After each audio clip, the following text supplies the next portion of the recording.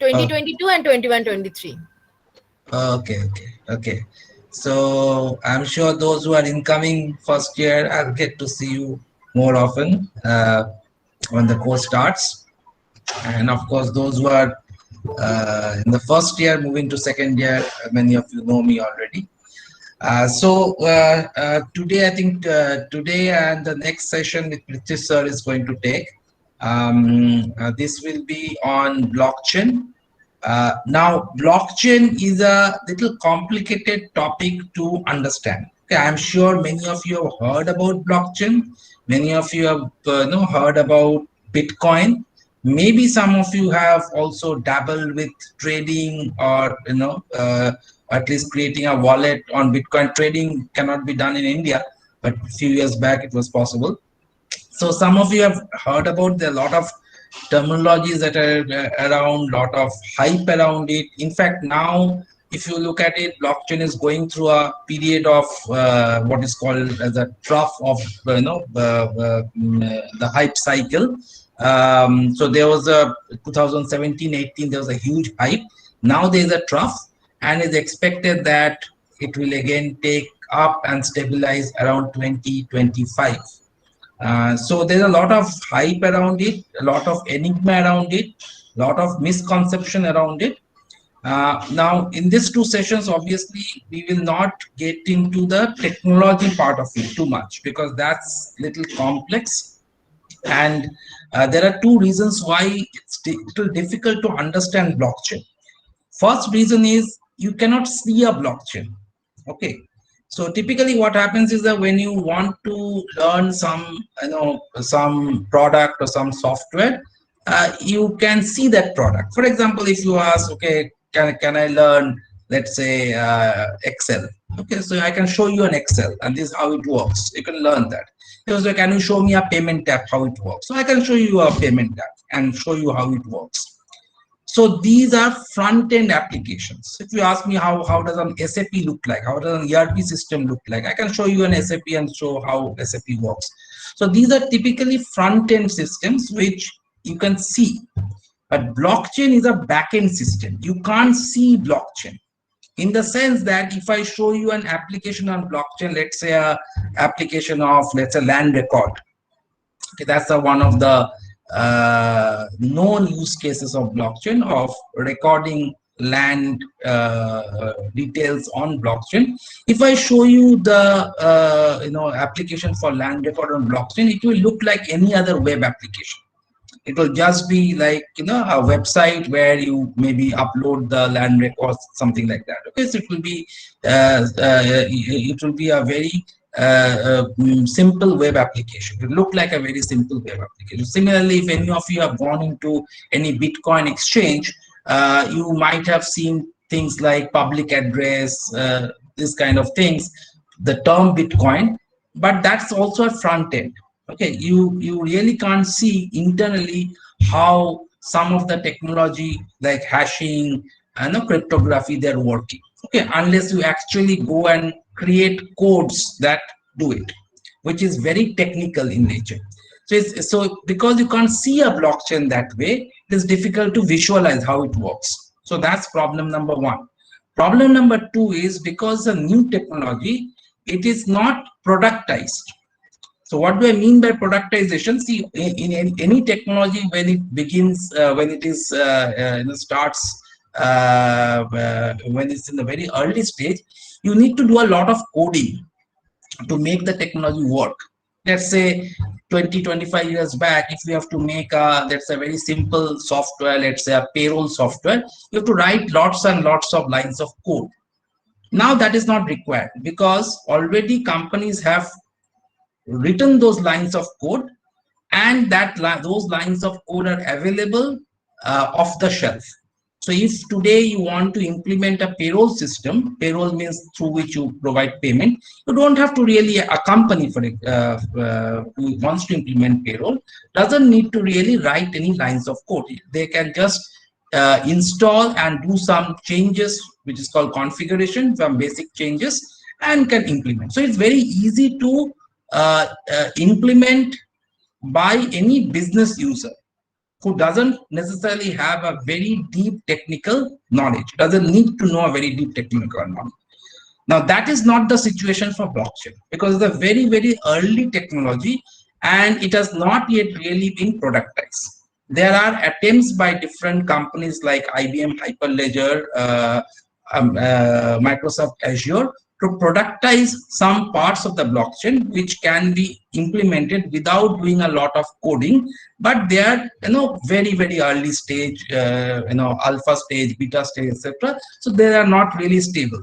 So as a normal business user who can, for example, learn an Excel, who can learn a Tableau, who can learn a let's say an SAP, it is almost impossible to learn how to implement a blockchain unless you really come from a deep technical background. So that's the second reason why blockchain is difficult to understand and learn at this stage.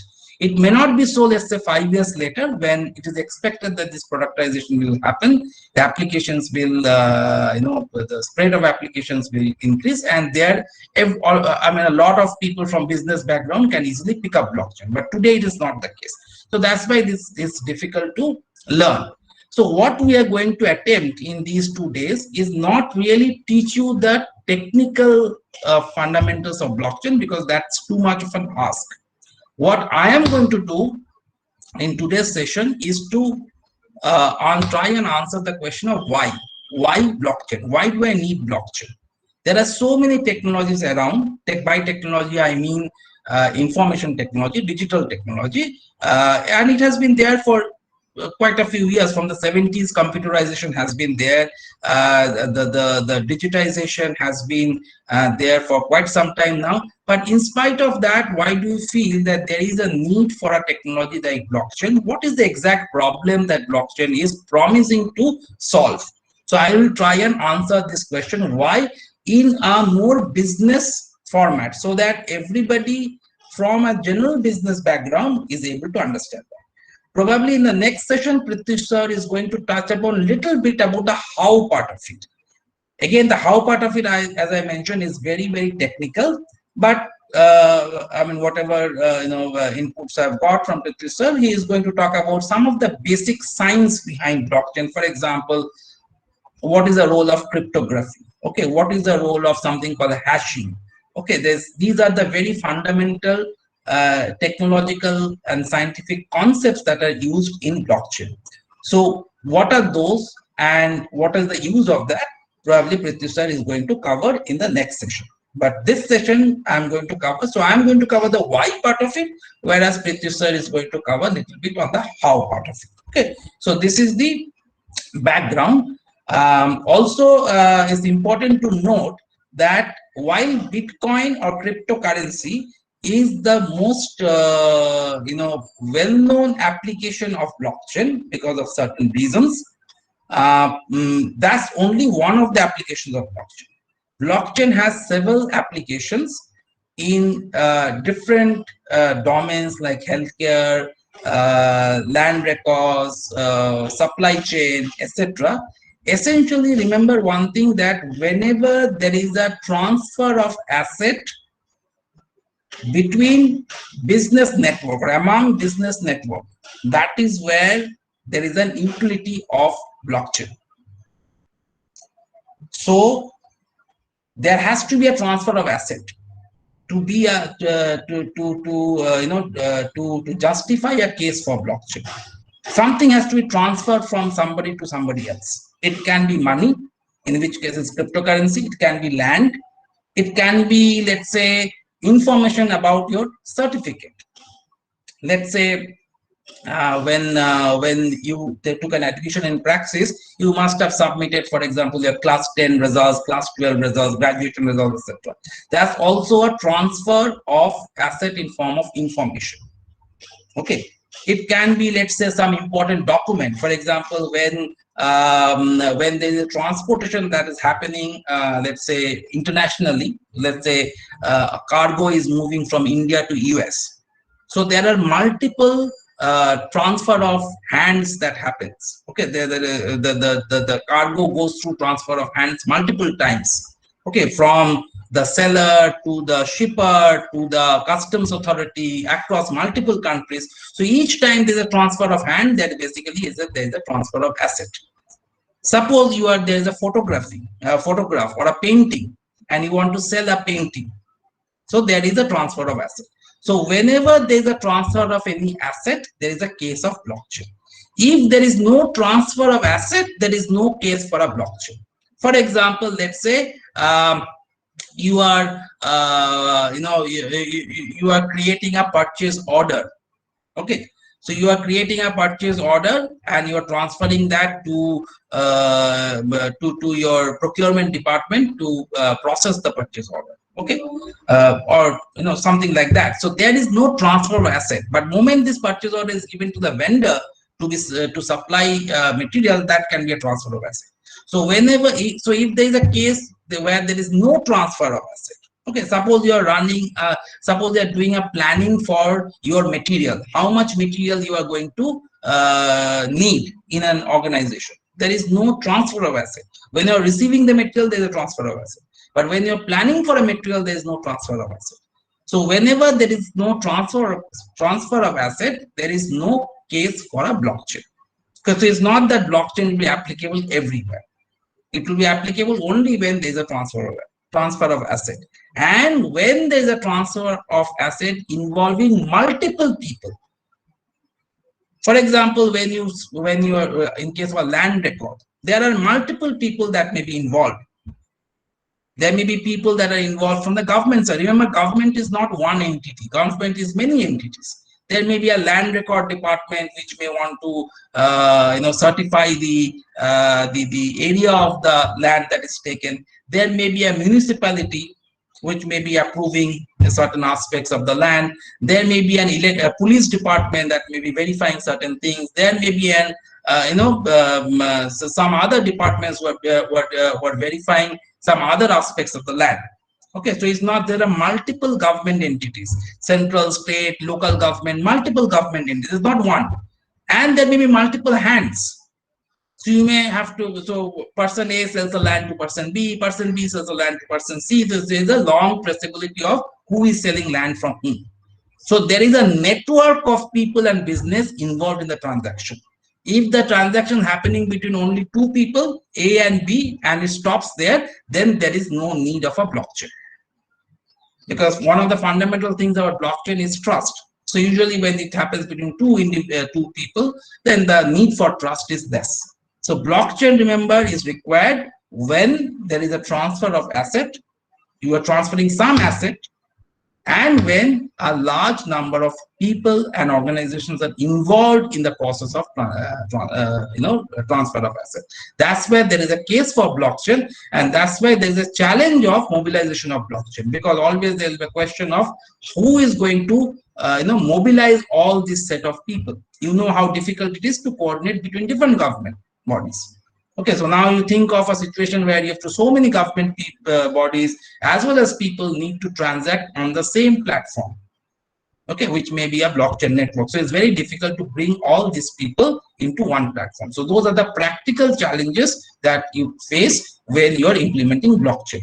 And that is the reason why, in spite of being a very interesting technology at this point of time, it is yet to become mainstream. Blockchain has not become mainstream yet. There have been few cases of few applications, but it is not yet a mainstream technology in most of the cases. Okay, so with that introduction, let us go into the why of blockchain. Why is it that we need blockchain? What is wrong, or what the existing technology is not able to satisfy? Okay, any questions? Do you take questions, Shantanu, at this stage, or questions will be taken later?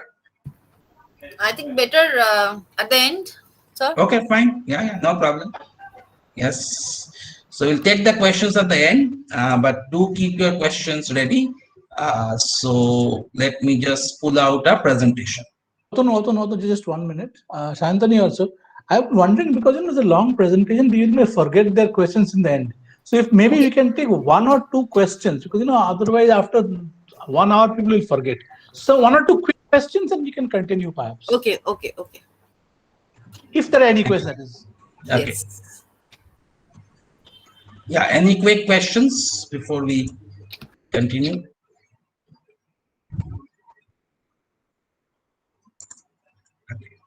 चलो भाई आगे बढ़ो. Okay. As of now, no. Okay. Okay. So just a second. The Google Meet screen has changed considerably, at least. I'm Google seeing Meet this. screen has changed. It has become better. Ah. So knowing Google, they're soon going to catch up with Zoom, I think. Okay. Good. So You can we see the text. If you switch on the captions, you can see the text of your voice. There's a okay. captions. There's a caption. Okay. I'll do that. Yeah. Then people can see the what you are saying in Okay. text. Yeah. Okay. Why is this thing? Just. What is this thing?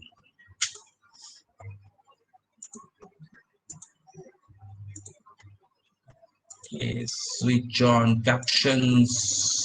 English. Okay. Great.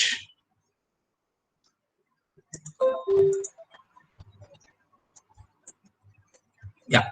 Are you able to see the presentation? Everybody? Yeah. Yes. Okay. Okay. So we are trying to answer this question. What is this big challenge that other technology could not solve for us, and for which we need blockchain? Now, while I'm presenting this, obviously this is a very simplified picture of blockchain, and it may sound utopia. Remember, if you go back to your school days, we studied something. Let's say we studied light travels in straight line, and later on we understood that no, really, if there are corners, light actually bends. But if in your school, high school, if our teacher told us light travels, light bends when it travels around the corner, then we would have got confused. Okay, so that's why we learned light travels in straight line. So similarly, when I'm talking about blockchain here, I am going to give you a simplistic view which may sound utopia. Okay, it means that it is going to solve many problems. In reality, that may not be the case. In reality, there are some constraints, some challenges, and it's not really 100% what I am saying here is correct. But I am not going to get into that complexity, because then understanding the fundamentals will become difficult. Okay, so that's why I'll deliberately avoid that. But at the same time, you need to know that whatever we are discussing, that is the simplistic view of the blockchain. Okay, but at least that will help you to understand the concept behind the blockchain. So we'll go back to history, and I told Shantanu ma'am that I'm going to talk a little bit of economics, and if I'm wrong, then Shantanu ma'am is there to correct me.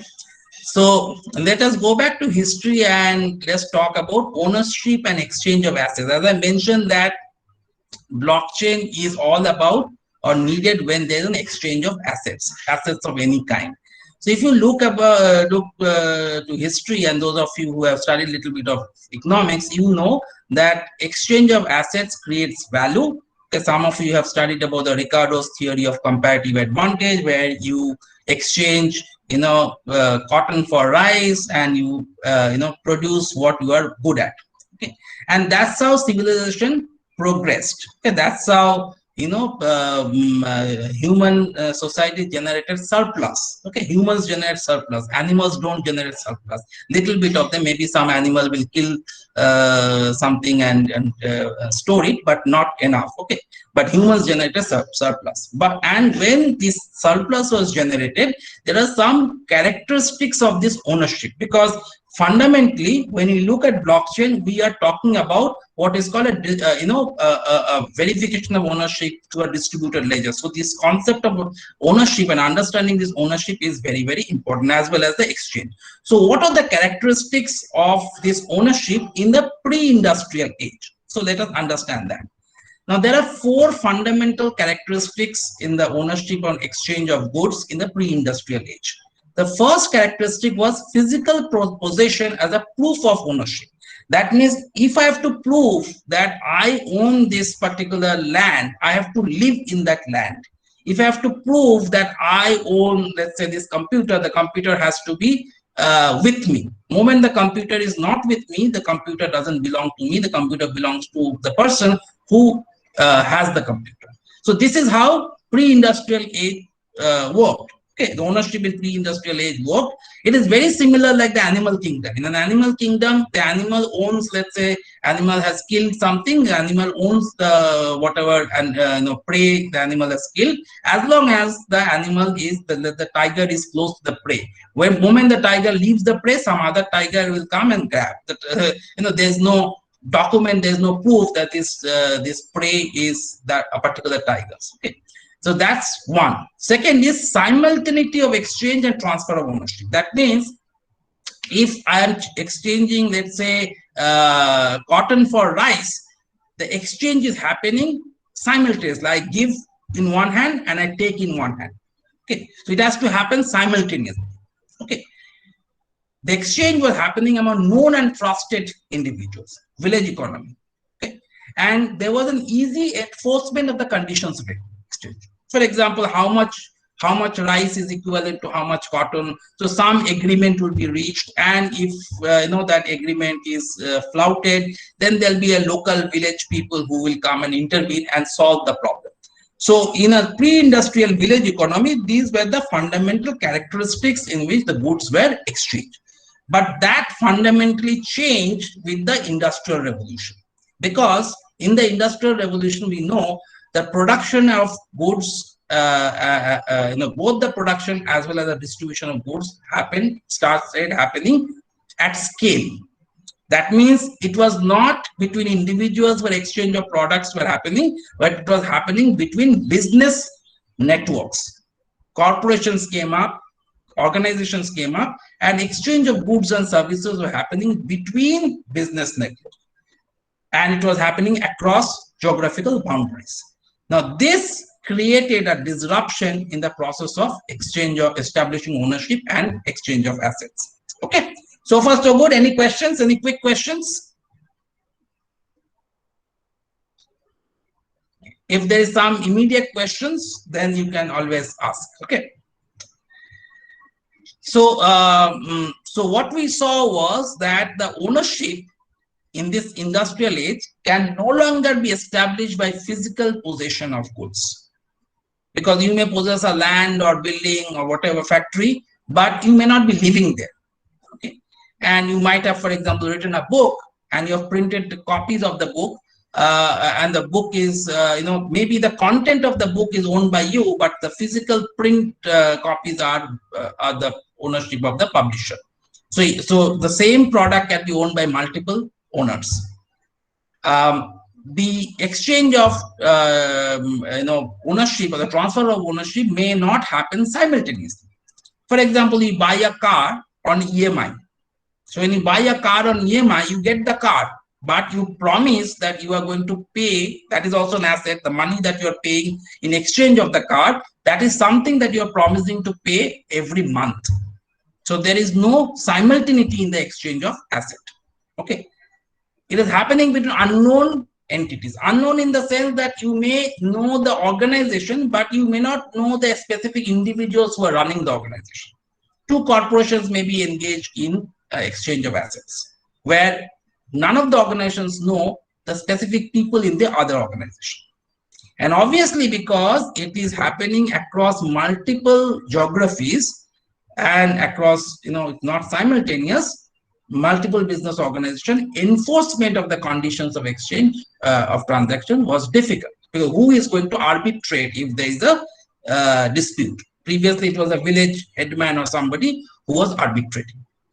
So this was a challenge. This is a challenge of growth. Okay, when growth happened. And so as business networks entered into transactions, exchanges were not simultaneous. Ownership and physical possession of assets were delinked, so they were not the same.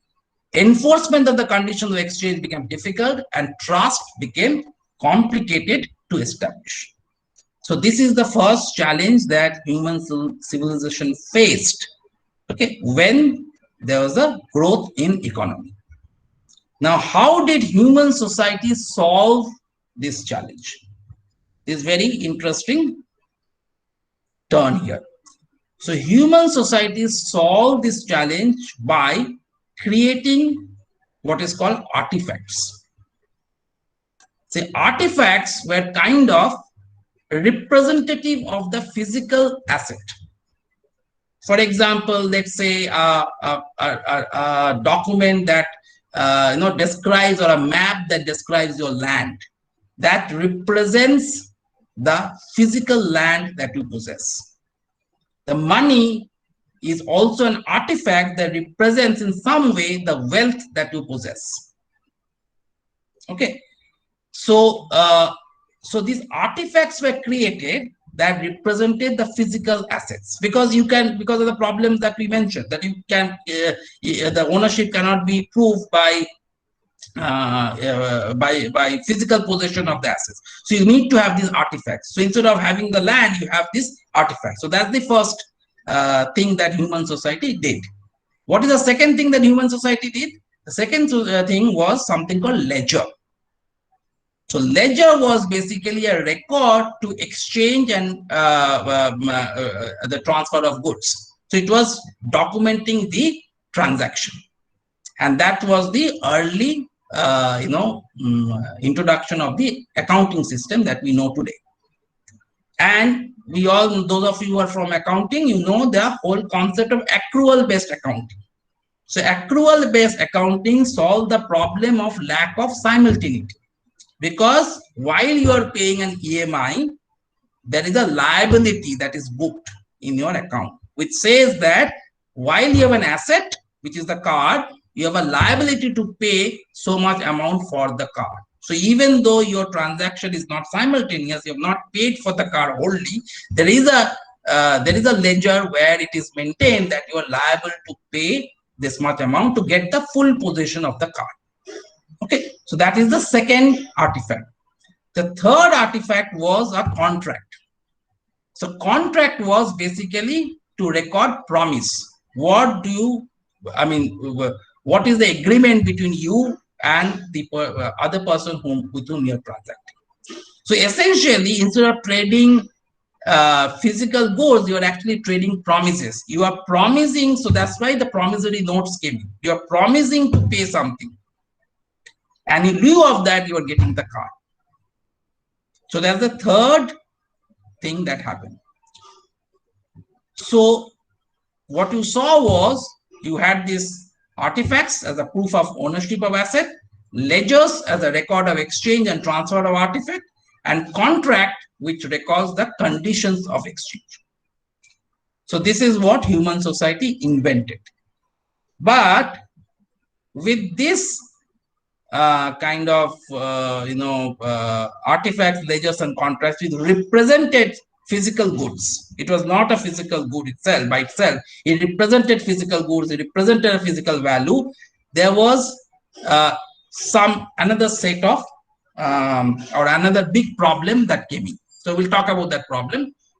But before that, quickly, so these business networks, with the industrial age, the business networks came in, and this exchange of assets which created value. But at the same time, the business network also led to multiple participants. Remember, we talked about blockchain when we said that blockchain makes sense when you have many participants. So business networks actually brought in many participants in the entire network. You had customers, the suppliers, your customer, supplier of suppliers. So today, for example, when you swipe a credit card in a restaurant, there are at least 6 to 7 parties were involved. The different type of bank, your bank, the restaurant's bank, the Visa or the MasterCard. So there are multiple parties for various purposes who are involved in the entire transaction. So what is happening along with this, assets that we talked about, the ledger and the contract, etc. There are also many people who are involved, many entities were involved. And because many entities were involved, regulatory authorities also are involved, because it's cross-border. You don't know if money has to move from one country to another country, goods have to move from one country to another country, then maybe some regulatory bodies may be involved, because all goods may not be allowed in all countries. And markets got developed because of this exchange of assets. So this is another change that came in. And in the industrial age, the assets were not just tangible assets, they are also intangible assets like IP. So today, one of the areas that are of high interest, we have been discussing about this for some time now, which is tokens, the concept of tokens and fungible token, non-fungible token, and stuff like that. That's another big application area of blockchain. So it's not just the physical assets, it's the intangible assets. Cash, for example, is a unique asset which has the property of anonymity, which means that if you give me the money, there is no traceability where the money came from. There's no record that the money came from you. If you give me 100 rupees, if Shantanu ma'am gives me 100 rupees, there is no record that Shantanu ma'am has given me 100 rupees unless somebody else keeps the record. Let's say a bank keeps the record. So if Shantanu ma'am transfers 100 rupees from her bank account to my bank account, there's a bank who keeps the record, but it just gives the cash, and there is nobody to record it, and nobody has seen it, then nobody knows that who has paid there. Tomorrow I can just say that Shantanu ma'am that you didn't give me 100 rupees. So cash has a property of anonymity, and that is the reason why you see that, forget about blockchain, the digital transactions are becoming more and more important, because if you reduce cash transaction, your traceability of transactions go up. That's why you see that every government of every country is trying to introduce digital transactions. But at the same time, there are problems of digital transactions, because one of the things that you can do with cash is the government. What are the things? One of the power that the government has, that government can print money. So if government can print money, what government can do is they can increase the circulation of money in the economy, which effectively means that the value of the money that we have will come down. Now, there is no equivalent way of printing or generating money in a digital form. Let's say there is no cash in the economy, everything is online transaction, not blockchain, but normal online transaction. How will the government increase the flow of currency if the government wants to do that? So there is no solution to that as of now. So that's the problem. That's why government sometimes tries to keep a cash economy, because cash economy gives more power in the hands of the government to control the economy. Okay. So anyway, that's a different subject. I'll not get into that. Shantanu ma'am will explain it later on. Okay, but coming back to this asset, so what happened is that the complexity of the network increased, the complexity of the assets also increased, because you have assets in the volume increase, the variety increase, the value of assets increase, and the velocity. So these are typical terms that we also use in data science. Okay, it's the same thing also happened with the assets over here. Okay, which complicated the whole scenario. And as I was mentioning that, while from the 18th century ledgers are being used to to record, there were multiple. So while there's a transaction between party A and party B, you can see that so many other parties are also involved: bank, auditor, regulator. So even though there are two parties involved in the whole process, there are so many other parties there which are there to facilitate the transaction, which made the business network bigger. Okay. So at this point of time, let me ask you a quick question. What do you think is a challenge? Was there any challenge in using this artifact? Ledgers and contracts. Was there any challenge? All of us face this challenge, but what do you think? Anybody can answer.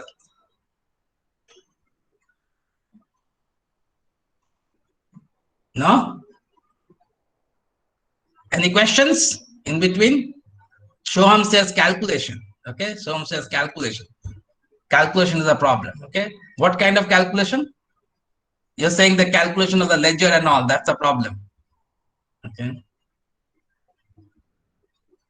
That was there. Calculation problem was there. When you are exchanging cotton with rice, you have to calculate how much kg of cotton, how much kg of rice. Storage. Okay. So security means Security. data can be manipulated. Okay, we have not gone to data yet. Okay, in terms of, do not come to the digital. We are not yet come to the digital age. Okay, we are still in the age where you have physical, documents and stuff like that. Yes, means Security is still physical a documents problem. can be manipulated. Okay, something more fundamental than that. Yes, there can be something more fundamental. Irregularity. Okay. Irregularity is an outcome. Irregularity is an outcome. Okay, it may not be fake currency. Okay, fake currency is interesting. So let me tell you. Transparency. Transparency of what? Uh, In what sense transparency? Who should be transparent about what? Yeah, actually, in the case of old days, there was some. It was actually centralized, but in the case of blockchain, it's totally No, decentralized. forget about blockchain though. We have not come to the blockchain. Okay, so it was centralized in old days. Who was centralizing it? Why was it centralized? The centralized administrator. Okay, so there was a question of trust, right? Yes, sir. Isn't it? Yes, Okay. sir. Okay, so let us look at what are the challenges. Okay, we'll come to the trust part of it.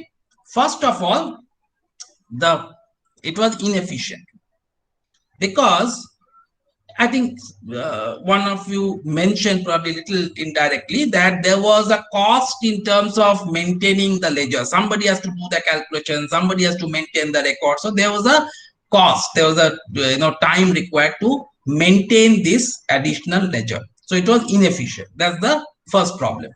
The second problem was it was expensive, because somebody had to establish and enforce trust.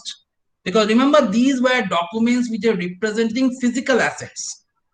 So when you are, for example, recording the debits and the credits, the income and the expenditure, there has to be an auditor, independent audit body. Okay, we call them chartered accountants today. That's why they're called chartered accountants, because they have been authorized, they have been kind of chartered by a body of chartered accountants. Okay, they are saying that, okay, these guys are honest, these guys are kind of, they know their job. So they are there to check the books of account and say that, okay, whatever you recorded is correct. And that's why if there is a problem in the books of records, then the chartered accountant can be held responsible, auditor can be held responsible. But there's a cost, because these auditors will charge a fee. So it was expensive. It was vulnerable in the sense that, let's say you are selling a car to your friend. Now you are maintaining your own record of how much money you are going to, you have got, and the friend is maintaining his or her own record that what car has been received. Now any one of you can alter your record, and if you are kind of in if you are auditable and if you are in collusion with your accountant, it is possible to even get that ratified. So you basically say that, okay, you have agreed to sell your car at 2 lakhs, but your friend has only paid 1.5 lakhs, even though friend has actually paid. So in friend's books of account is showing that the friend has paid 2 lakhs, but in your books of account is shown that you have received only 1.5 lakhs, because you have tampered with that data. And there is no way to validate who is right or wrong unless you go to a court. So the court has to arbitrate and decide who is telling the truth and who is telling a lie. So it's a vulnerable. Okay. It can be negated. Now, what is this concept of negation? The concept of negation is that, let's say you agree with, enter into a contract which says that your friend is going to pay you the car, the price of the car, maybe 50% this month, and remaining 50% in the next month. And come next month, you see that your friend did not transfer the remaining 50% to your account. This is called negatively. That means the contract that you agreed can be, need not be executed. Now, do you have a recourse? Of course, you have a recourse, but the recourse is again taking help from a third party, from a court of law. You cannot create a contract which automatically ensures that the transfer of the car will not happen to your friend's name unless the full amount is, transferred. Okay, so it is not that the transfer of the car will not happen to your friend's name unless the full amount is transferred, because the transfer of the car is being looked after by some other agency, and the payment is done through some other agency, which is the bank. But later on, we'll see that in blockchain, it is possible to execute such contracts automatically through something called smart contracts, in the sense that the ownership of the card is managed in the blockchain, and that ownership will not be transferred unless the money transfer is complete. So it's possible to have that in a blockchain environment, but it's not possible to do that in the present type of contracts, which are made of atoms rather than bits. That means it is a physical papers. Okay. And finally, they are untrustworthy. I think one of you mentioned this, that it can be duplicated. It's a physical document. It can be duplicated, it can be tampered, it can be forged. So they are untrustworthy. So these are the 5 challenges that these artifacts, ledgers, and contracts faced when human society decided to use this as a method to exchange their assets. Now, what is the solution to this? The solution was the quest of trust. So how can I have these artifacts which are trustworthy? How can I have the artifacts which everybody will abide by? How can I have a currency which everybody will abide by? And that is where one of you mentioned about centralization, the central authority. So society created some agencies whom they trust, like the king, like the government, like the auditor, like the court. Okay. So these are the agencies we ourselves say that we trust. So if there is a stamp of Reserve Bank of India on a currency note, we say that this note is of actually 100 rupees. There's a value equivalent to 100 rupees of this note, just because there is a central authority which is providing the stamp. But this is a problem. It's not free from problem. We'll talk about that, but what happened was, because of these agencies, you had these, all these different type of agencies who were basically engaged in brokering trust. They were the trust brokers, and they charged a fee for brokers. So auditors, regulators, even insurers, they're all brokering trust. So as I was mentioning that in today, let's say there are at least 6 to 7 parties involved in a normal credit card transaction. Okay. And when you have this multiple parties handling this ownership and transfer of asset, the trust becomes much more vulnerable. Okay. So this is where the role of central authority came in. Any question? I'll pause for a moment. Any question till now? Because after this, I'll ask you a question. Let me see how many of you share some specific experience. Any questions? I'm assuming no question as of now. So my question to you is, how many of you have got your money stolen, or have not got your money stolen, have you have lost your money because somebody stole? Anybody whose money was stolen, got stolen? Yes, sir. No? So Somadip, so Yes, sir. Somadip, okay. So how did Somadip, your money got stolen? So, not sure, sir. I was carrying in my pocket and suddenly it was no more. Somebody stole your money, right? So maybe somebody stole, or maybe it fell out of my pocket because of me. I was not sure. I remember in my MBA days, 2 of my friends stole some money, and they returned me after they had their party or something like that. Okay. Anybody else apart from that? Apart from Shomodi, whose Yes, money sir. Raja's money got stolen. Okay, how did your money get stolen? So actually, I was traveling in bus during my graduation time, and I lost it in bus. My phone and my wallet also.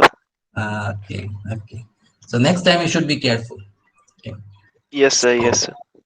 Okay. The answer to this is all our money gets stolen, has got stolen, and all our money is getting stolen every day, almost every day. Because remember, I said that what is inflation? When inflation happens, the value of our money comes down. Instead of 100 rupees, whatever goods I could purchase in 100 rupees, instead of that, I can purchase half of the goods. Okay, so what is happening? Essentially, the value of our money is coming down. So the value of the money is coming down. That means our money is getting stolen. And who is stealing the money? Our central government, whichever The centralized.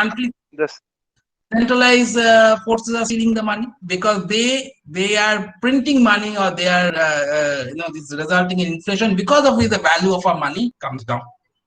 It may be this is more hidden. There may be more direct ones. For example, many times in the government during the world wars, the US government has confiscated gold of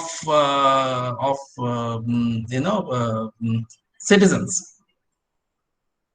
So it is not necessary. A few days back, my dad went to the he has an account in this UBI, and that UBI, this is a real story actually, very recent. UBI has merged with PNB, and apparently because of a migration issue, all the fixed deposits did not get migrated.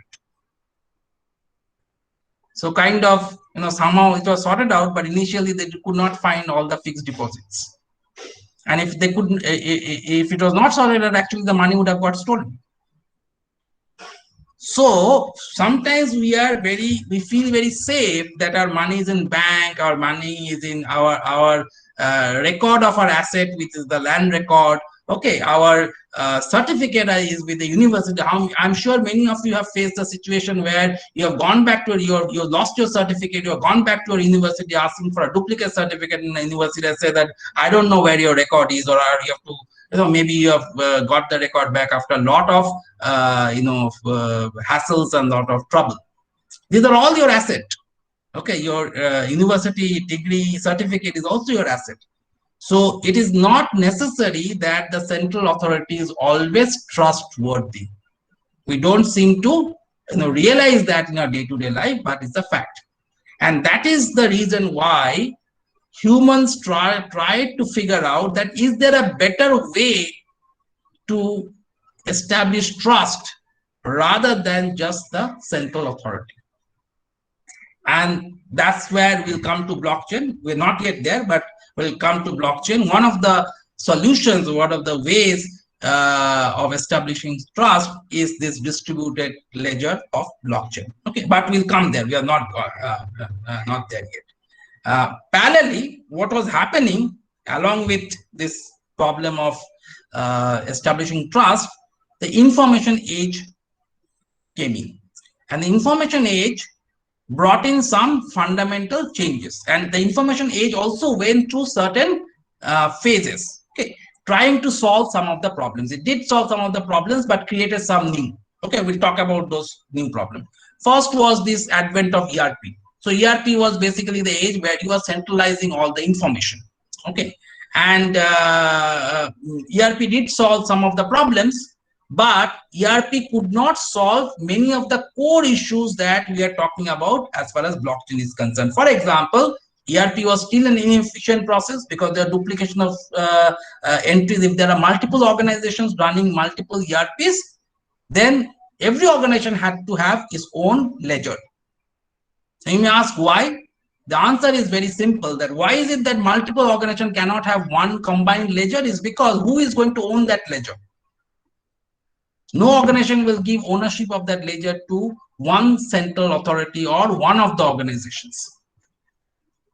So ERP could not, while ERP could integrate processes within the organization, ERP could not integrate multiple organizations because there was nobody to take ownership of a central database, and ERP works on a central database. ERP could not solve the problem of expensive duplicate entries. It was still vulnerable because you can still,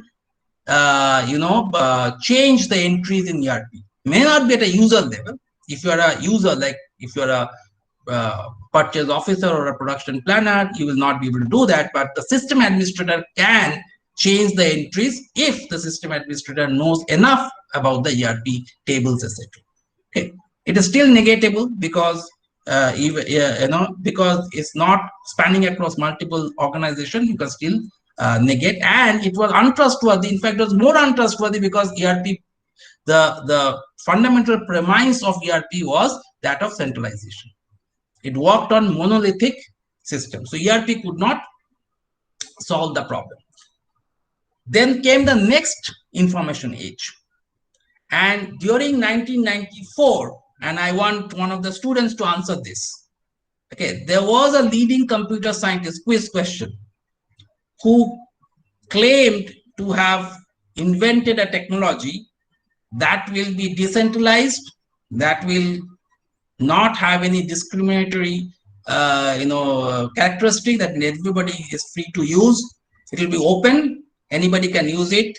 It will operate on universal protocols, and it will have some consensus mechanisms or protocols which everybody will comply with. That was in 1994. Can you tell me which technology was this? And this, because this is important, because it sounded like it is going to solve the problem that we have been talking about. Atanu sir, just 1 minute. Yes. Priya Yes. Singh has raised her hand. Just you can ask her question. And please Okay. make your PPT full screen, sir. Oh, it's still not full scale. Okay, Yes, one yes. second. So Priya, yes, please go ahead and answer the question. No, sir, I don't have any such doubt. It's just that I wasn't able to hear you properly. Oh, okay. Can you hear me now? Yes, sir. Okay, fine. So, full screen is not there. Just stop presenting once and just come back. Yeah, okay. Anybody wants to answer? What technology was it?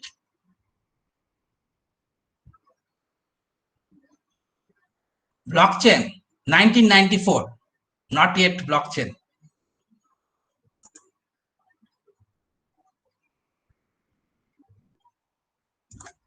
So the World Wide Web, WWW. Very right. Very right. It is the internet. Okay. 1 second. Just I'm not.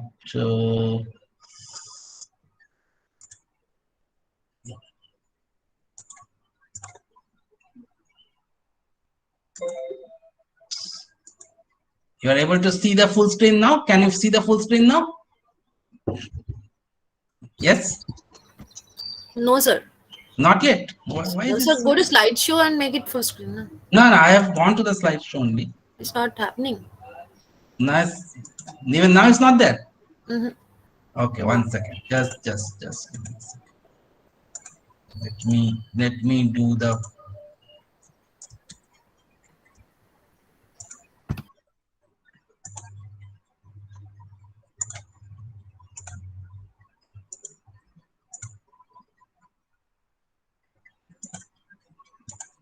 Now better. Now can you see full screen?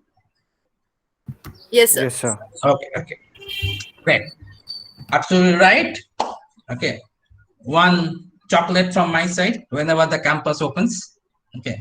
Is absolutely World Wide Web, Tim Berners-Lee. Okay. Now, when the web came in, web seem to have some of the characteristics of disintermediation. In fact, if you look at the early startups of web, the Amazons of the world and the Googles of the world, in their early days, they promised to disintermediate large behemoths. For example, Amazon was disintermediating the the large retailers. Okay, even if you look at, so this is a famous quote. I mean, this is not true in today's age, I guess. But today's age means this was very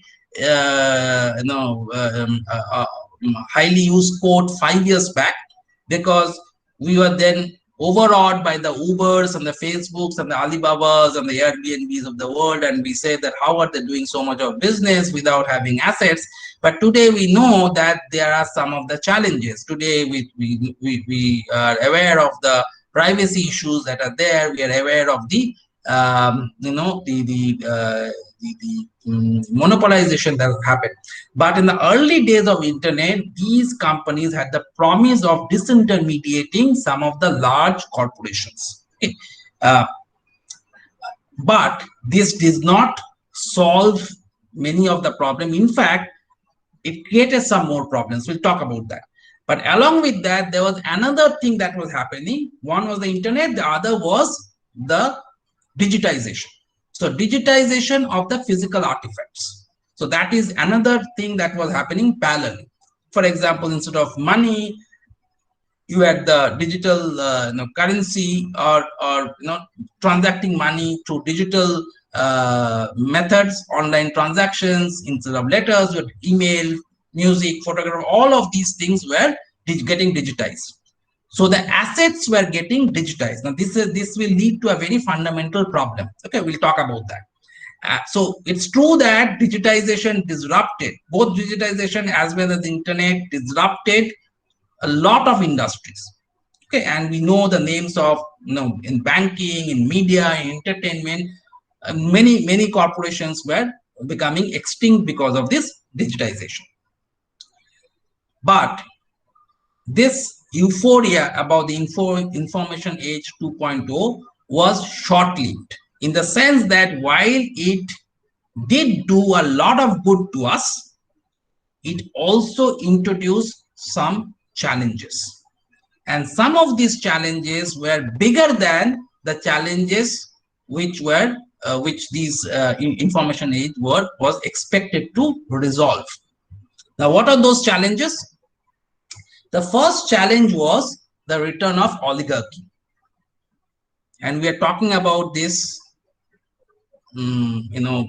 extensively today, that we are kind of at the you can say at the mercy of certain large corporations. GAF is Google, Amazon, Apple, Facebook. So these large organizations today, we can't, just imagine what will happen if Google one day decides not to not to allow using search, or Google puts a very exceptional price on searching. We have become so used to searching probably today, even if Google asks for a price for searching, we are forced to give that price, because probably we'll not be able to live without searching. What happens if, let's say, Amazon, for example, negates that you have actually placed an order? Okay, so you have, and it is happening because many of the smaller retailers, they are feeling, they are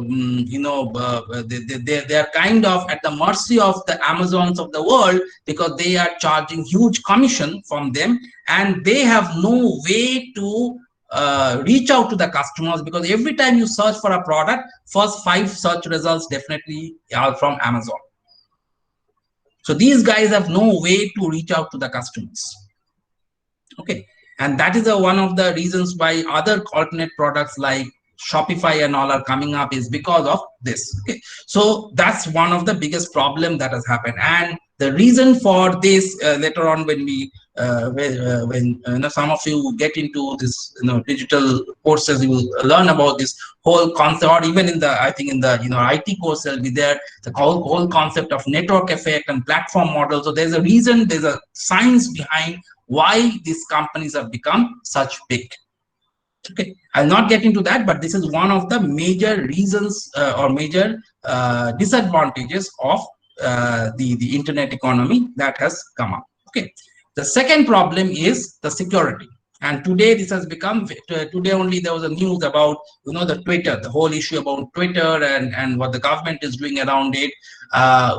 Every day we are facing the issue of security. You don't know whether your money will be stolen, what happened in the ATM, what is happening with the guy from China who has got caught, all those kind of things, because it's simple that it is easier to steal your password than your keys of the house, because the keys to steal the keys of your house requires physical force. It is visible. If you have to steal the keys from your house, you have to come to your house or come to your place and steal it from you. It requires a physical force. But stealing your password doesn't require a physical force. It can happen without your knowledge. Okay. Now, the reason why the security is becoming a major concern or major vulnerable area is because internet, by definition, was built for an exchange of information rather than exchange of value. Okay, so it is not that you are exchanging value. It is not meant for exchanging value. It was meant for exchanging information. And that is the reason. The second problem is that of security. Along with security comes the privacy and the control of data. This again is a major concern because we are not sure about whether we own the data or not. Okay, for example, when you had a physical certificate with you, okay, even today probably you have a physical certificate from the university, you own that certificate. But today, suppose the university says that you are only going to get a digital certificate. Now that ownership of the database where your record is stored in terms of the year in which you pass, the marks that you have received is no longer available with you. You don't own that data. You own only a copy of that data when the institute or when you request the institute will give a copy of that data. But suppose you have scored an A+ in a particular subject, and for some reason, by error of omission and commission, somebody in the university messes up with the data and makes it A+ to B+, and next time you have lost the certificate, you ask the university to give you a duplicate certificate, and suddenly you find in the duplicate certificate written as B+, you have no way to rectify it, because the university will say that our database shows that you have got a B+. It's very, very difficult for you to prove that you actually got an A+. So you really do not have a control on the data, on your own data, because it is your marks, but you still don't control the data. So that's the third problem. This is a very, very important problem, and all of you must understand this whole concept of double spend. And this is one of the problems that challenges that blockchain solves. So what is this double spend? Double spend means that, let's say when I give you a book, a physical book. Okay, if I gift you a physical book, if I give Shantanu ma'am a physical book, the book no longer belongs to me anymore. The book belongs either to me or to Shantanu ma'am. It cannot belong to both of us at the same time. And if Shantanu ma'am chooses to give the book to Pritish sir, the book will no longer belong to Shantanu ma'am, it will go to Pritish sir. This is a unique characteristic of a physical asset. A physical asset cannot be duplicated. So if you have a title deed of land, and if you give the title deed, if you submit the title deed to let's say a bank for getting a loan, many times when the bank let's say gives you a housing loan, okay, they will ask you to deposit the title deed with them till you have repaid the loan. When you repay the loan, they will give the deed back to you. So the possession of the physical asset ensures that the bank that you will not get the possession of the house till you repay the loan. That gives the assurance to the bank that you will repay the loan. Otherwise, the house will be with the bank.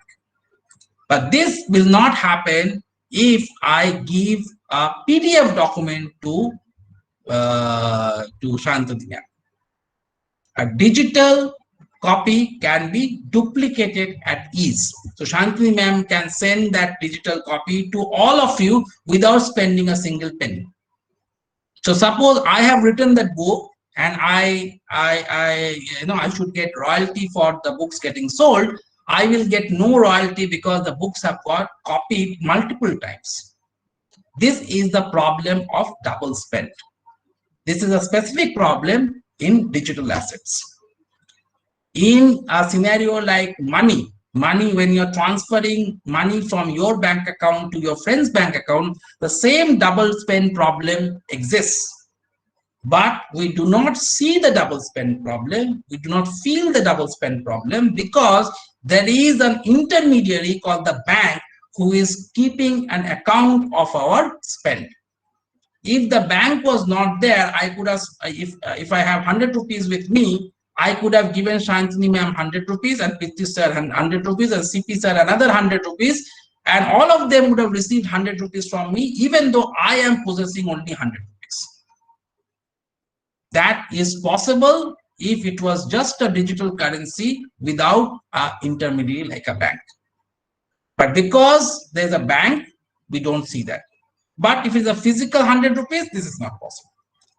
So this digitization of physical asset leads to the problem of double spend. That is the problem number 4. And this is where the human society felt that there is a need for a solution. And what is this solution? This solution is blockchain. So blockchain promises to solve some of these problems to a certain extent. So the simplest definition of blockchain is a trusted distributed ledger for a business network. Okay, so it ensures that some of these problems are solved. So at this point of time, I will take a pause and allow you to ask questions, because the next thing that I'm going to do, I'm going to give you a simple example, simple use case, and try and explain you how a blockchain works. Okay, how a blockchain will help to solve this simple use case. And then I will give you a toy, website where you can play around with some of the concepts in that toy website. But before that, let me check with you if you have any questions. Sir, you say that in digital area there is double spend. So Yes. there is Paytm and many other UPI transactions. So these Right. apps using the blockchain process? No, they are not using the blockchain process. They are intermediaries. They're just like banks. Only thing is that they're digital intermediaries instead of physical intermediaries like banks. Okay, sir. Thank you. Okay. So they are not solving the problem of what we have been discussing about centralization. So tomorrow, if Paytm for all the wallets, all of you use Google Pay and all this. So tomorrow, if suddenly Google says that no, whatever, I'm broke, I'm not going to, I cannot pay you money. All your money is gone. Okay. Okay, So sir. just Thank you. because, so one important thing you have to understand that just because it is digital doesn't mean it is not centralized. Okay. So so being digital doesn't solve the problem that we have been discussing here. So you need something more than that. Okay. Okay, sir. Any other question? Sir, one question, that is, Yes. those who are getting benefited from this centralized system, like there are some companies or some authorities who are being benefited by the centralized system, Yes, and they yes, are quite powerful in terms of money and absolutely, power. So absolutely, so they would try to intervene in this process in blockchain and might also absolutely. come up with some new problems that would again create like some Yeah, disruptions. So yeah, this might again happen in blockchain as well, yeah. No, or no. This is something. very valid. It's not that it might happen. It's already happening. Okay, it's a very good question.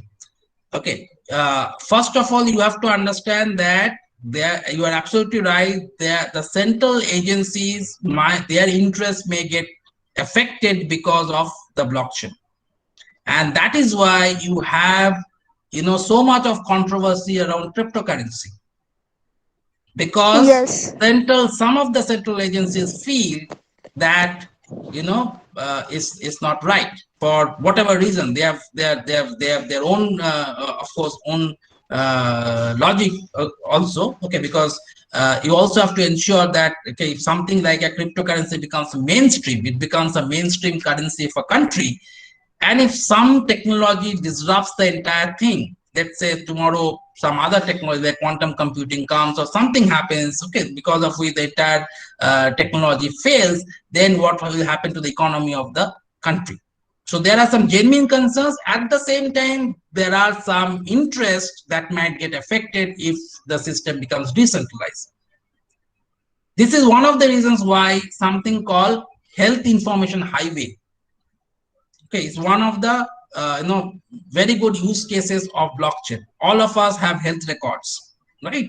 So we can have Yes. these health records on blockchain, because one of the problems that we face is every let's say let's say I got treated in the hospital for some disease 5 years back, and then again tomorrow I have to go to the hospital, then a different hospital in a different city, then that hospital doesn't know what is the medical history. Okay, and if I'm not in a position to really communicate, and even if I'm in a position to communicate, I may not be able to use the medical terms. Only recourse is if I have a physical documents with me, physical prescriptions, physical test reports with me, I can show them. Okay, but many times you don't have that. Maybe you have gone to another city for travel and you don't carry that. So the hospital doesn't know whether you are allergic to a particular medicine or something like that. Okay. And in fact, very recently, one of my close acquaintances suffered because of this. So it's a big problem. So obviously, the solution is that you can have these health records on a distributed ledger, and you can provide access key through which you can provide the key to access to the hospital to access your health records. But the hospitals, many of the hospitals are not interested in doing this, because they want patients to come to them and do the repeat test. So they don't want such records to be in the blockchain, because remember, blockchain is also a network, and there is a concept of mobilization of network. You need to ensure that all the people are in the network to make the blockchain effective. It's a network effect. So if nobody is interested in being in the network, then there's a problem. Same problem happened with another very celebrated use case of IBM's blockchain with Maersk. Maersk is a shipping liner. So shipping is one of the industries where, the logistics industry, where there's an application of blockchain in terms of, let's say, there's a lot of documentation that is required. When you move goods on high sea, there's a lot of documentation that is required. Okay, and all this documentation can be on the blockchain. That reduces the logistics time. Okay, but initially there was a big problem, because the competitors who are in the same industry as Maersk, they were not interested to participate in the same blockchain, and blockchain cannot succeed if there is no business network. Okay, so you're absolutely right that there are, unless the central authorities are keen on participating, or rather, the authorities are keen on participating, it is very difficult to mobilize the network. So that's why I say that many of the things might sound utopian, but in reality, there is a lot of challenges. Okay. Any other question? Okay, thank you. Okay, great. Okay, so let me take a use case. Let me take a simple use case and let me talk about how, in a very simple manner, how blockchain is going to solve or promises to solve the problem. The use case is the certificate that you get from a university.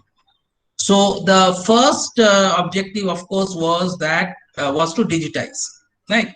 So the same course. So once you know the fundamental design of blockchain, you can apply to many other similar cases. Okay, so it's important to understand the fundamentals. So same case will apply, for example, when you talk about KYC for banks and other stuff. Same will be applicable for land records. Okay, because ultimately all of these are artifacts that are kind of substantiating some assets. So your certificate is an asset to you, is an artifact that substantiates your educational qualification. So what is the traditional form? The traditional form, as I said, that the physical certificate is possessed by you, and so till the time physical certificates were of use, it was good.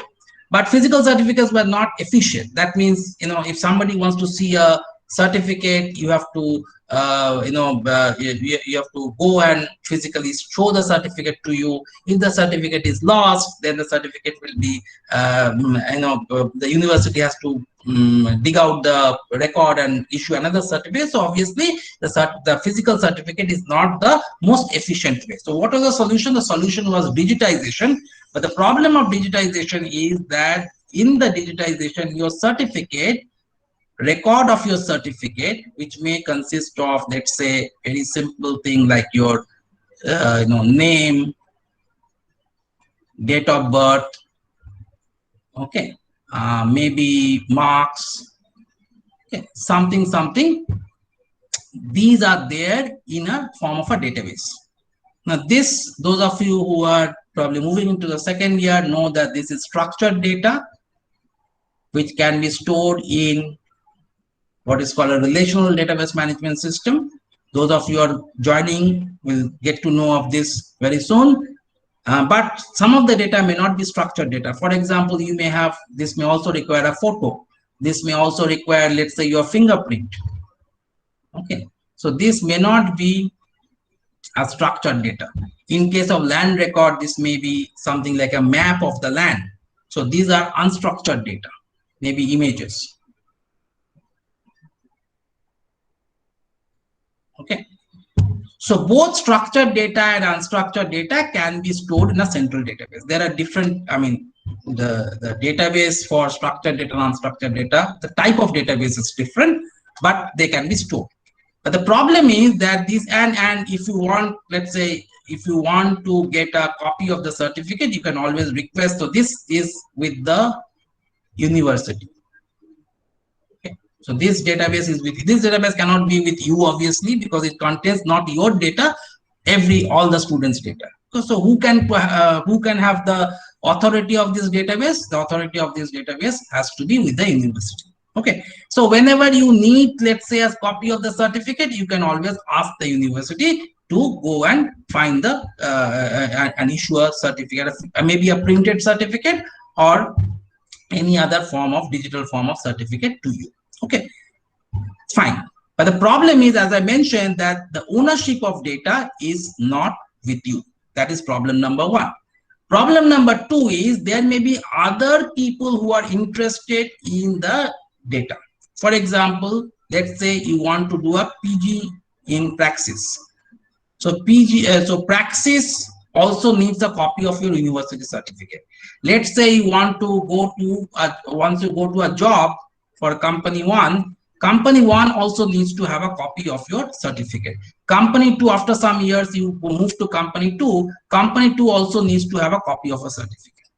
So every time you kind of move from one institute or organization to another like this, every time you have to provide them a certificate, or they require a copy of the certificate.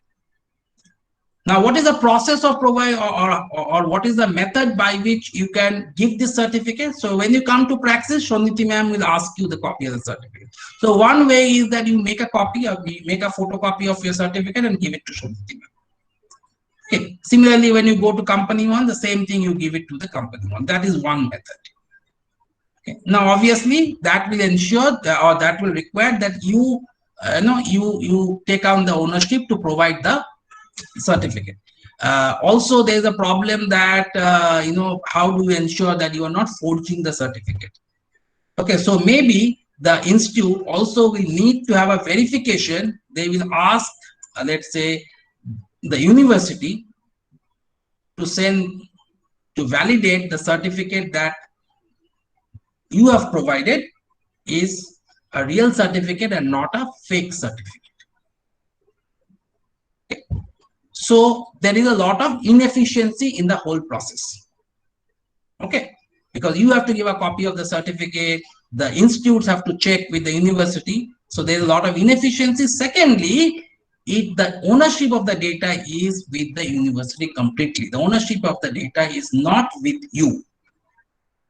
Okay, because by mistake, if the marks gets changed by the university or by designs, you have made somebody somebody is angry with you in the university and he tries to do harm to you and changes the mark from A to B, you are in trouble.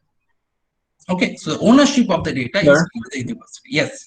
Sir, in this case, I have a question. Yes. Suppose I have the certificate which is provided by the university, and I've got A+. And later, as you have told, they have somebody has forged or changed. Right. In that case, which one is to be held true? Like right. That's the Shaniti ma'am doesn't know whether to trust you or to trust the record from the university. Yeah, because I already have the right. So it's a problem. So what will Shaniti ma'am do? Shaniti ma'am will the inclination will be to trust the university. Okay, but you may challenge it. So both of you fight and go to the court.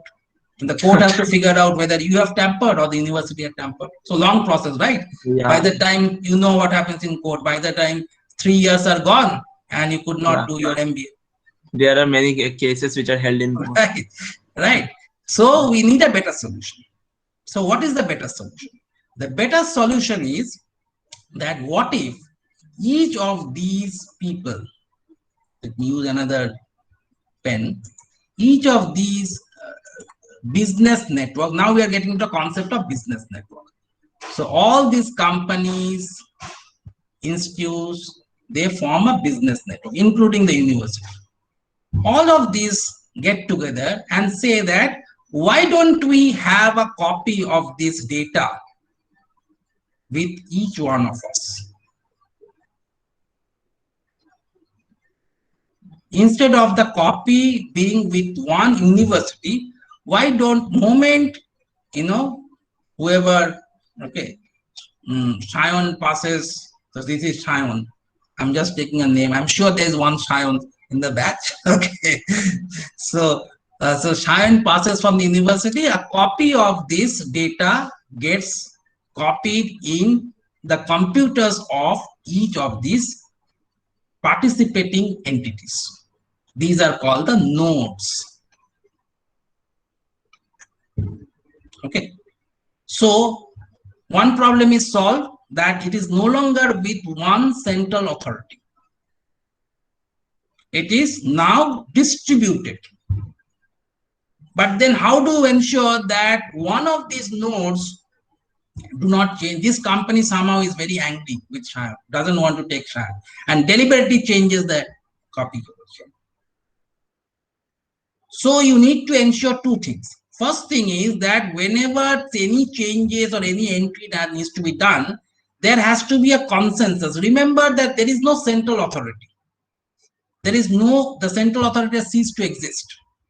There is no court, there is no, in an ideal scenario, in a real network, there is still an authority. I mean, let's not talk about that because that will complicate the matter. As I said, light travels in straight lines, light doesn't bend as of now. Okay. So, but in reality, you must know that things are not as simplistic. It's not that there is nobody. There is some authorities, they control certain things.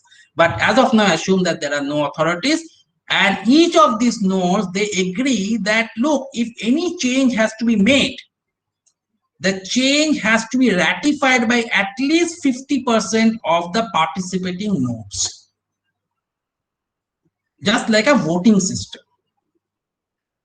If 50% of the nodes do not agree to a change, that change is not valid.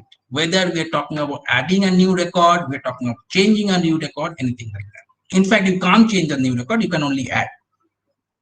Now you may say, what happens if 50% agree and 50% are bad nodes? Yes, that is a possibility that in case of a blockchain can get compromised if 50% of the nodes collude with each other. But that possibility reduces if there is a large number of nodes and all these nodes are are like known reputed business organizations. So it's unlikely that 50% of them will be colluding with each other in something like this, which is called a private permission blockchain. That means it is between few companies, or the nodes are so large, like a public blockchain like Bitcoin, where anybody can be a node, anybody can be a miner. So there are so many of them that it will be very difficult to really collude. It will be very expensive to collude and create a consortium of more than 50% rogue nodes. Okay. Now that doesn't mean that cannot be compromised. It can be compromised. There is a material chance of the blockchain getting compromised, but that chance, that probability is very low. Okay, that is point number one. What is the next thing that the blockchain does? The next thing the blockchain does is the blockchain, there's a concept called hash. Maybe Prithvi sir will cover very broadly in the next class. Hash is nothing but this data that we see. This data can be encrypted into, it's not exactly encryption, because encryption means it can be decrypted. It's a one-way encryption. That means this can be this can be converted into something like A3, F, 2, 7, something like this. Okay, some values like this. Okay, which is of 256, usually of 256 bits. Now any form of data can be hashed like this. Now there are some properties of this hash. The first property of this hash is that it is deterministic. That means this particular data can lead to only a defined set of characteristics. So moment something small thing change, instead of trusted, it is just trust. If I just remove D, then the hash will change entirely. Okay. So that will ensure that, let's say, the hash of this data is stored. So it's sometimes it's possible that I don't store the entire data in each of these nodes, because this data may be very big.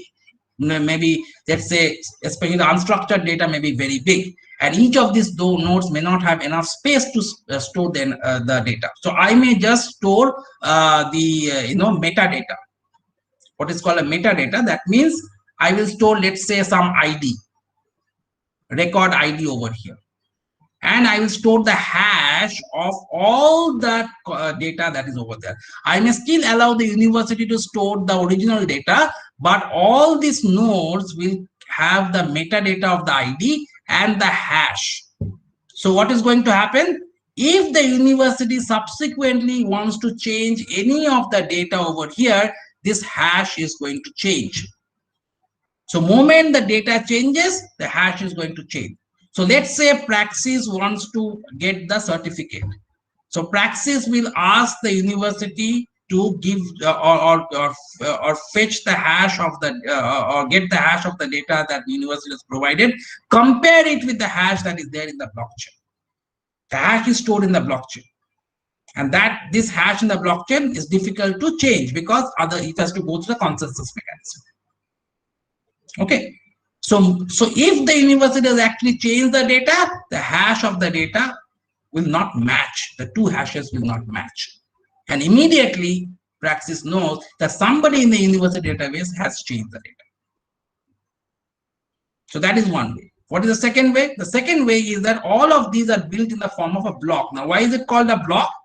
It is called a block because if there's a data over here and there's another data over here, let's say this data is for certificate of Shayan, this data is for certificate of somebody, okay, Arun. Okay, now when you create so every block has a hash, H0, H1 like this. Now H1 hash has been created with the data of D2 and the hash of hash H0. That means hash of, or we can say H1, okay, hash of the data D1. So this is the maybe we call H2 just to be consistent. Hash H2 has been created with data D2 and hash of H1. So that will ensure that if data D1 changes, somebody tries to change the data D1, immediately the hash also will change and it will get detected that there is a change in the data. So the way a blockchain gets built up is like this. So as and when more and more certificates get added, the blockchain will get built up. And deeper you are in the blockchain, more difficult is it to tamper with any record. Because if you have to tamper with this record, you have to tamper with all the subsequent records, because otherwise the hashes will not match.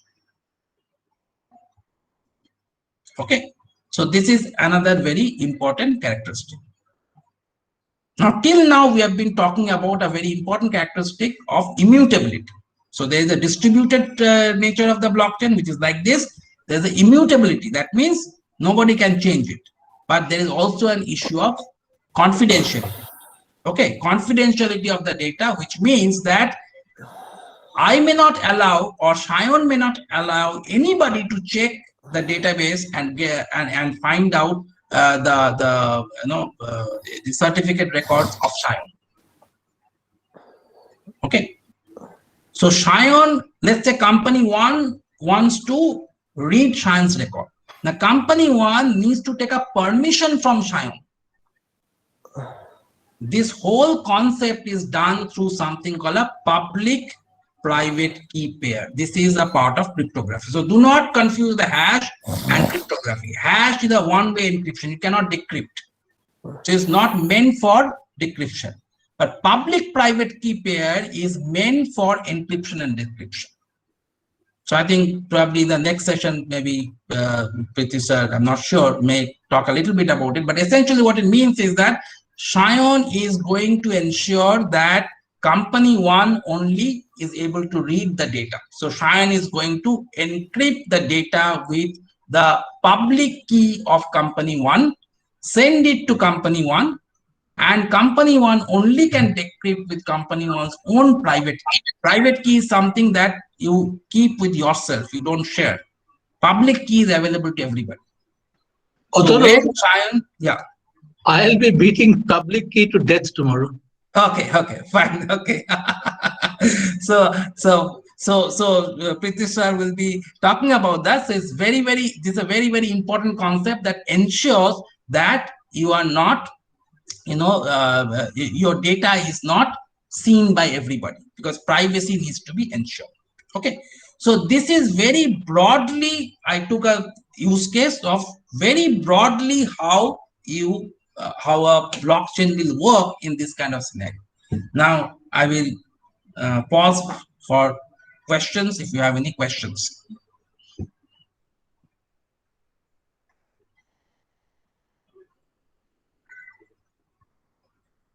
No Thank questions? you, sir, very much. So yes. If anyone have any question, can ask to sir. Yes, sure. You can just ask.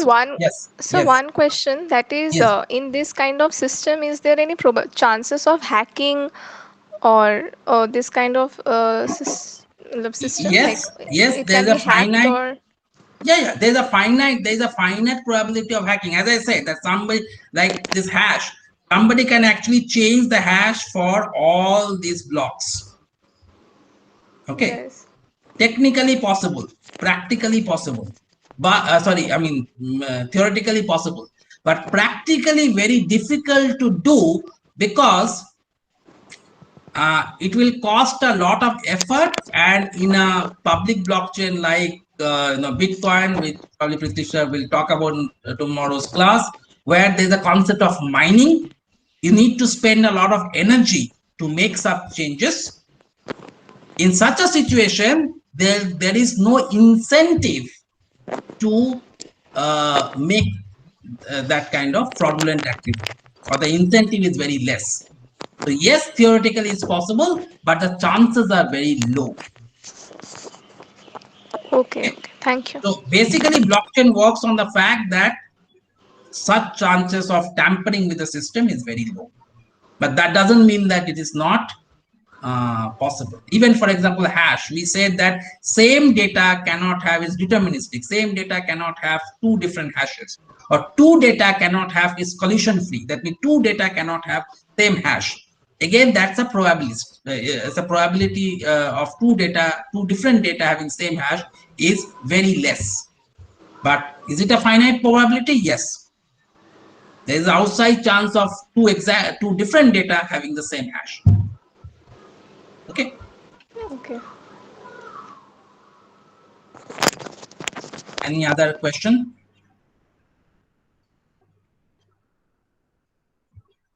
This much. No other question. So I'm assuming the concept is very clear. Sir, is the blockchain minimize the double spend procedure? If the blockchain? Is the blockchain can manipulate or avoid the double spend? Yes. Yes, the blockchain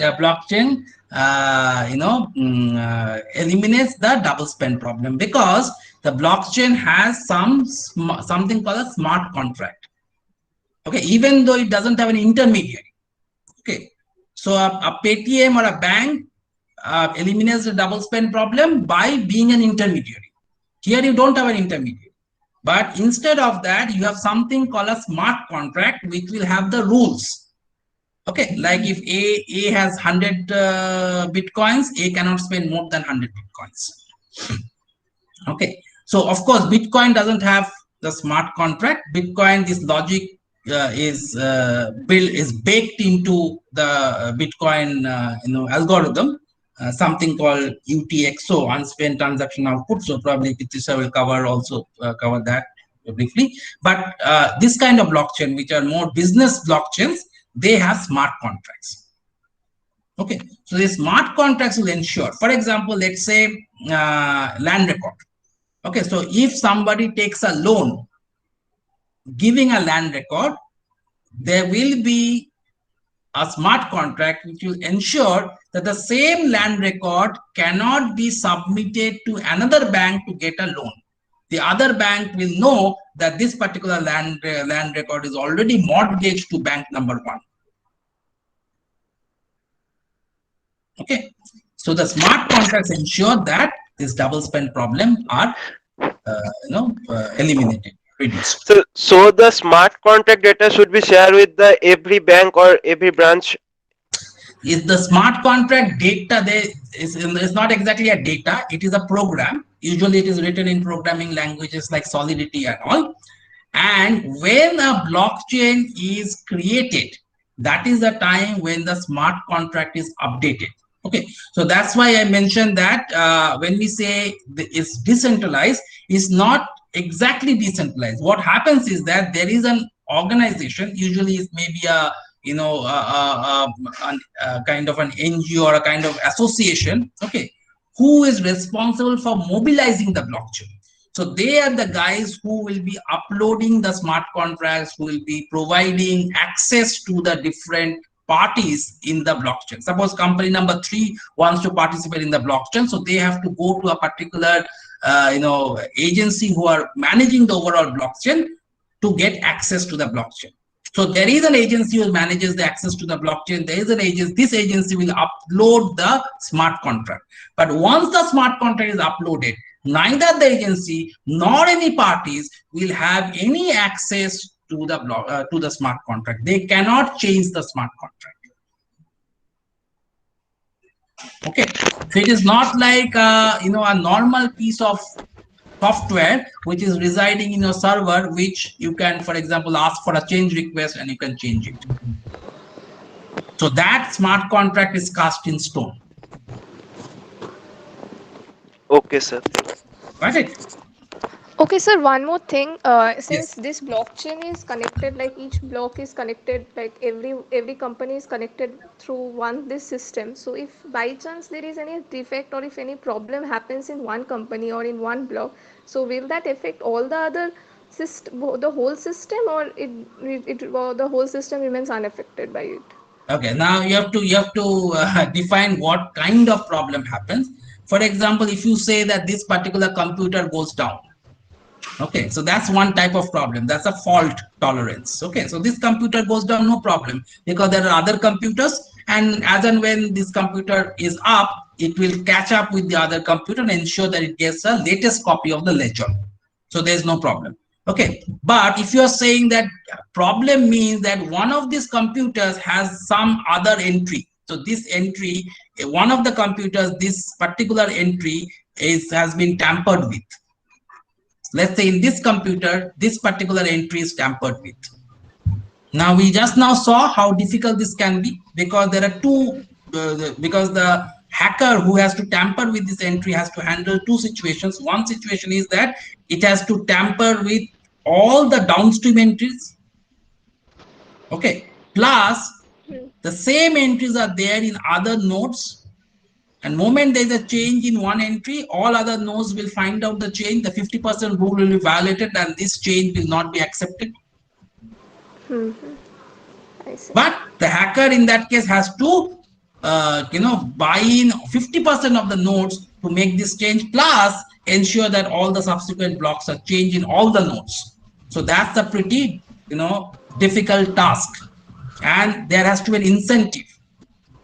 Okay. And that's where, many of these blockchains, the incentive of, doing this validation, all of these things. So tomorrow we'll talk about, maybe talk about mining and all those things. The miners are not paid in what is called fiat currency. The miners are paid in the native currency, which may be a Bitcoin, which may be an Ether. So the whole purpose is that if you are paid in native currency, suppose you assume that you are working in a company. Let's say you are working in what company? Let's say you are working in a company that make pens. Okay, you have joined a company that make pens, and instead of salary, you are paid by the pens that you make. So at the end of the month, you get salary equal to 100 pens. Okay. Now what will happen? Will there be an incentive for you to make bad pens? Would you have an incentive to make bad pens? No, like I No, would sir. You will not have an bad incentive pen. because ultimately you have to sell this pen. You are not getting salary in rupees. You are getting salary in pens. So you have to go to the market and sell this pen on your salary. So if you make bad pens, when these bad pens go into the market, everybody your pen, the value of your pen will get devalued. Yes, So there is in this kind of situation, the way the incentive mechanism is built, that there is no incentive to be dishonest. Okay. A foolproof system is one if you can build a system where there is no incentive to be dishonest. By being dishonest, you don't gain anything. So these systems are built like that. That by being dishonest, you don't gain anything. Hence, everybody is expected to be honest. Okay. Okay. So very, very interesting principles, very interesting theories.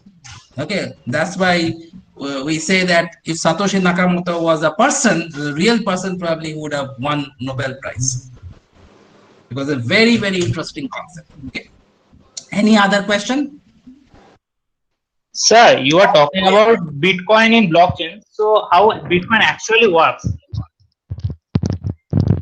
How Bitcoin actually works means that how do you trade Bitcoins? What do you mean by actually works? Okay. Actually, I don't have any idea regarding Bitcoin. No. Okay. So Bitcoin is like an asset only. Okay. So it is having a distributed, distributed nodes like the one that we saw. So Bitcoin will also have, only thing is that it is a public permissionless blockchain. So everybody can participate in these nodes. So all these nodes are having Bitcoin transactions. Some of them are minor nodes.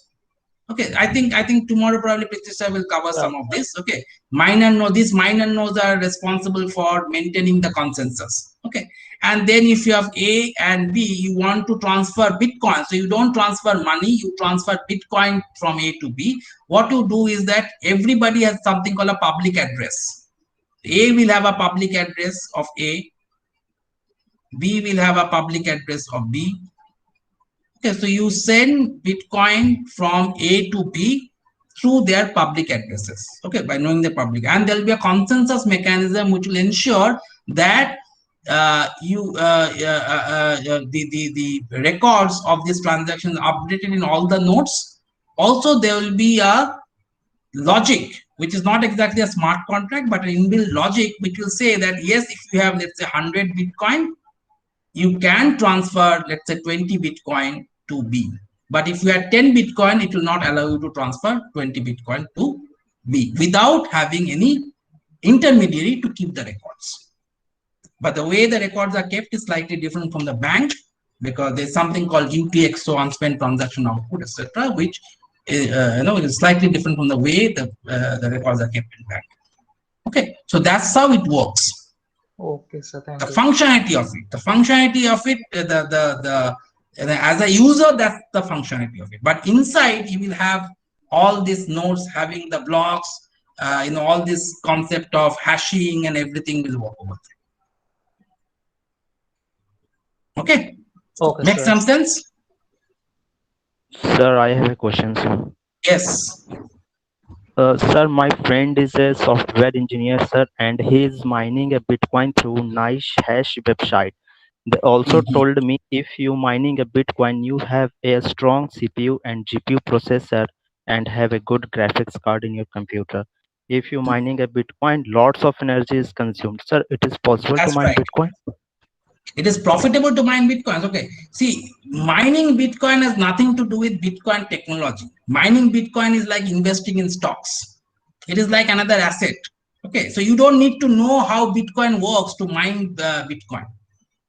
So it is like, stocking. Sir, they also mine Ripple, Ethereum, something like cryptocurrency. Sorry? Sir, they also mine Ripple, Ethereum, or Yeah, so any these are other different cryptocurrency. types of cryptocurrency. There are types of cryptocurrency. So of late, Dogecoins have become very popular after Elon Musk tweeted about it. So my point is that anybody can be a miner of a Bitcoin. You need to buy a powerful machine, because mining Bitcoin takes a lot of energy, because the whole process of mining, you have to find out what is called nonce value and what is called a valid hash, etc., etc. Okay, so that's the process mining works. Okay, so that requires a lot of computing power. In fact, it has been seen that's one of the disadvantages of cryptocurrency, this model of what is called a proof of work, where the amount of energy that is being spent can light up entire Switzerland. That's what the data says. Okay, so it's a huge amount of energy that is being wasted. Okay, that's why other forms of consensus mechanism like proof of stake, they are being explored. In fact, Ethereum has moved into proof of stake. Okay, so but somebody wants to mine a Bitcoin, is like trading. Okay, it's a speculation game. Okay, so you just like you trade in a stock, you find out whether the stock is going up or going down. Similarly, you figure out whether Bitcoin to dollar conversion is going up and going down. Accordingly, you mine or you sell off. Sir, why it is like this? Like it requires so much of energy or power. Okay, so the way the consensus mechanism works is, in case of, this is not true for all types of blockchain. This is not true for the blockchain that I described, okay, which is a private permission blockchain. In a public permissionless blockchain, what happens is that you need to decide that what is the next block, because every block will have a will see a different set of transactions. So there may be M1 transaction in this node, there may be an M2 transaction in node, okay, there may be an M3 transaction in a different node. So every node may have different transactions. and there is a propagation delay. So the way the transaction will propagate is like this.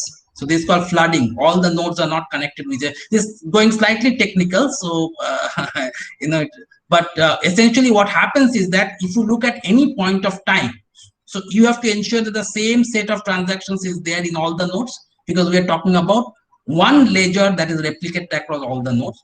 But at any point of time, different nodes may not have same set of transactions. Different nodes have different types of transaction. M1, this one node may have M1, M2. This node may have M2, M3. Okay, this node may have M4, M5.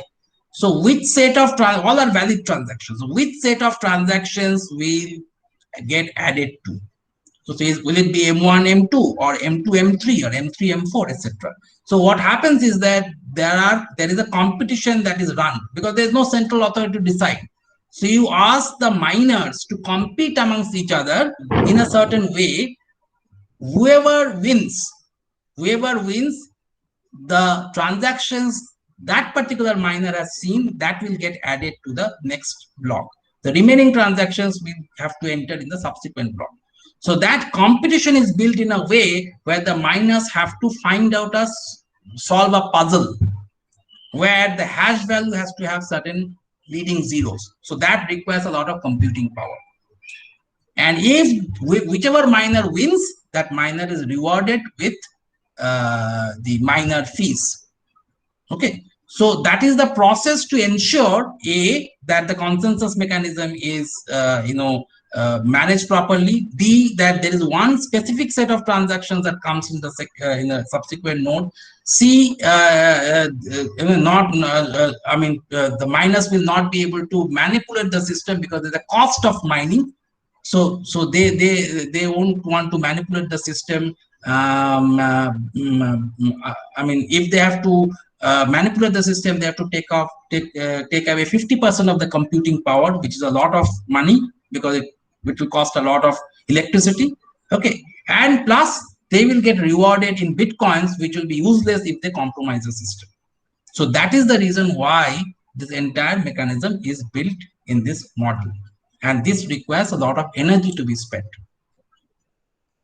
Okay, makes sense a little bit. It's a little complicated to understand at this point of time. It would take time to completely understand that, but it would take a lot of time to completely understand. Yeah. Maybe some things probably Prithvi sir will cover tomorrow. I'm not sure how much time he will also get, but yes, it's quite a bit of a concept that why this has been built like this. Okay. One last thing before any other question?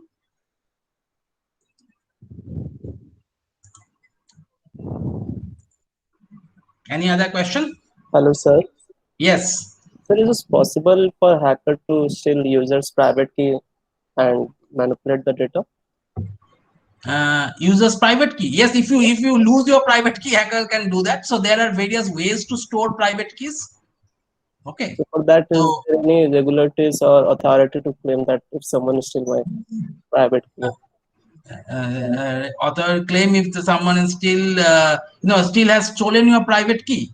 Yes, there are regulations, but if somebody has stolen your private key, he will, and by the time you bring in regulations or something like that, he would have already done the damage. So obviously, if you're using a private key, you have to keep it safely. So there are different ways of keeping your private key safely. There are software wallets, hardware wallets, okay, where you keep your private key safely. Okay. One last thing before we close, let me just show you a website where you can try out, okay, some of the concepts. It's a toy example of blockchain. I think it's Anders Baumwood. Just give me a second. Just let me.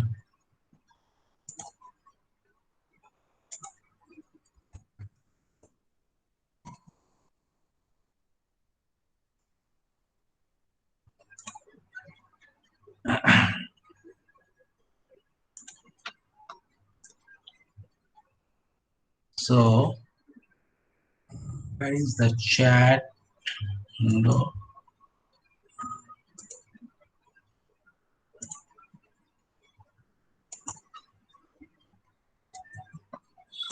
Yeah, so this is a website which is a toy example of blockchain. Now this is just a web interface. Okay, inside is not a blockchain that is working. It is just a web interface to explain how the hash and all those things work. So you can go to this website. It is done by Professor Anders Brownworth. So okay, go over here. So this is the one. So here, for example, you can see how hash are created. So you can just type anything. Quick fox jump.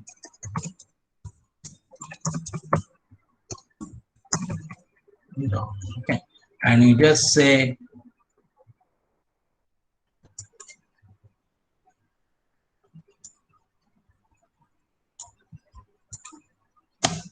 so you see this is a hash. This is a hash of this particular. So if you just change this a little bit, let's say put a full stop. Let's say a full stop, your hash will completely change. You see the hash will completely change. This is called the pre-image resistant property of hash. That means a small change in the original data will lead to a significant change in hash, so that you cannot make out the original data. Then from the hash, how to create blocks.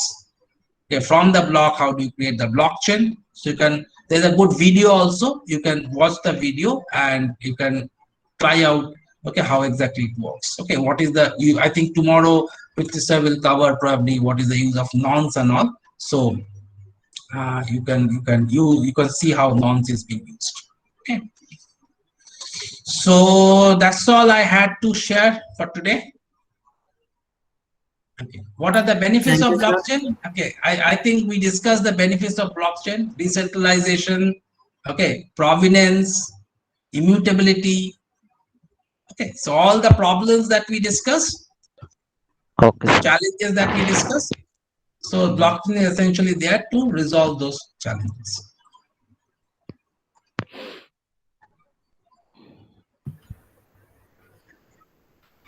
Okay. Thank you, sir, for this series on the Okay. first day.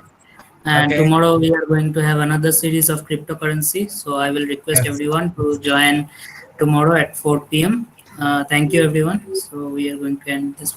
Thank you, sir. Okay. Thank you, everybody. Bye, everybody. Thank you. Thank you. Bye-bye. Atul sir. Thanks. Bye. Thank you. Thank you, Bye. sir. Bye. Thank you, Bye. sir. Bye. Bye. Thank you, sir. Bye. Thank you, Thank sir. you, sir.